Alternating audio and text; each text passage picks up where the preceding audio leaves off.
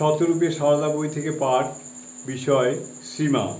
শ্রীরামকৃষ্ণের 10 জন সন্ন্যাসী শিষ্যের দৃষ্টিতে এবারের স্বামী রামকৃষ্ণানন্দ।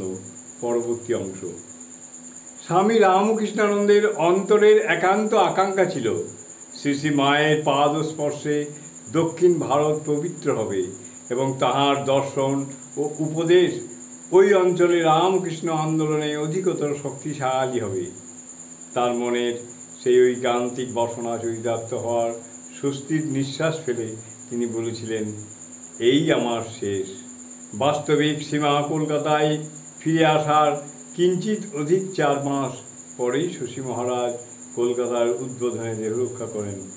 সীমা তখন জয়রামবাটিতে মহাসমাধির কিছুদিন আগে একদিন কবিরাজ তাকে জিজ্ঞাসা করলেন, আপনি স্বপ্নে শ্মশান, তুলসী কানন প্রভৃতি দেখেন কি?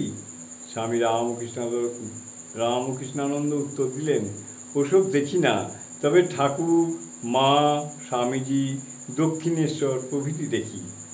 শরীরত্যাগের 2-3 দিন আগে একদিন সকালে তিনি হঠাৎ ব্যস্ত সমস্তভাবে সেবককে বললেন, ঠাকুর, মা, স্বামীজি এসেছেন, আসন পেতে দে।